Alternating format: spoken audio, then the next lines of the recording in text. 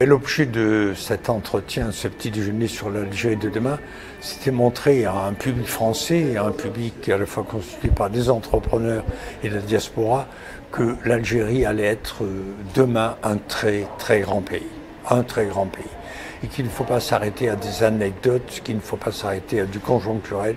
Structurellement, l'Algérie va être très puissante. Il y a quatre facteurs, quatre tendances lourdes qui vont lui donner à ce pays un relief particulier. C'est la montée en puissance de l'Afrique. Et si l'Afrique monte en puissance, eh ben, l'Algérie se trouve l'interface avec le Maghreb, entre l'Europe et l'Afrique. Et le forum le forum Algérie-Afrique, le 4, 5, 6 décembre a été un grand succès. Moi, je suis sorti étourdi de voir la puissance de 4-5 000 personnes. Je n'ai jamais vu ça.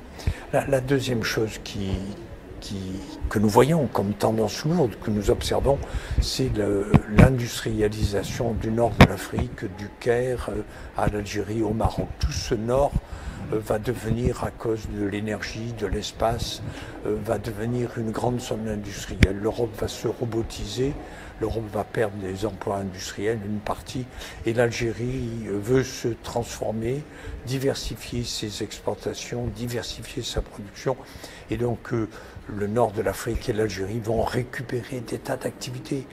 Et ces activités, plutôt que de décliner en Europe ou de partir en Asie, elles vont venir là.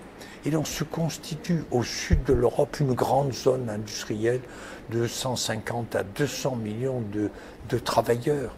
Et il vaut mieux, plutôt que de voir les Algériens et les Maghrébins monter dans les usines en Europe, il vaut mieux voir le capital descendre et s'installer en Afrique du Nord. Et cette tendance est très fortement ancrée parce que les industriels européens qui sont obligés de travailler sur la qualité sont en train de compacter leur chaîne de valeur.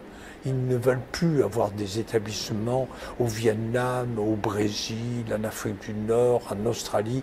Ils compactent sur 2-3 000 kilomètres leur chaîne de production et dont l'Afrique du Nord et l'Algérie rentrent là-dedans. Le troisième événement qui me paraît important, c'est la vision géopolitique, la dorsale.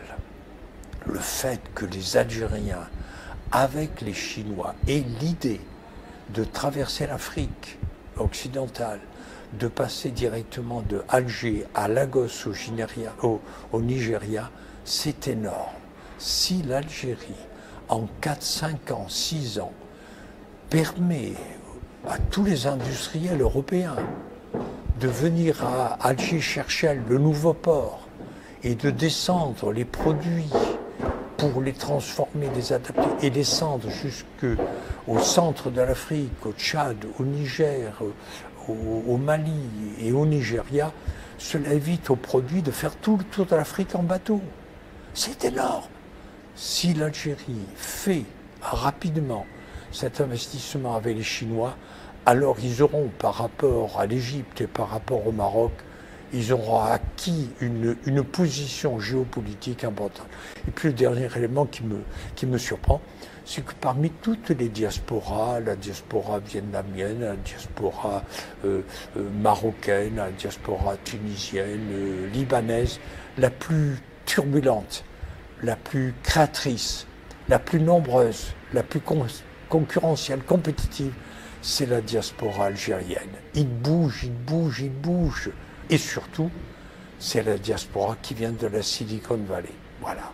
Il y a là-bas 200 à 300 Algériens qui ont fait fortune, qui sont très forts, qui sont dans les nouvelles technologies, qui sont dans les robots numériques, qui sont dans les big data, qui sont dans la modernité. Si cette diaspora algérienne vient en Algérie, qu'on leur offre des technopoles à diriger, c'est un gain de temps et un accroissement dans la modernité assez extraordinaire. Voilà, monsieur, les 4 raisons pour lesquelles je crois que l'Algérie va être un grand pays avec lequel il va falloir compter.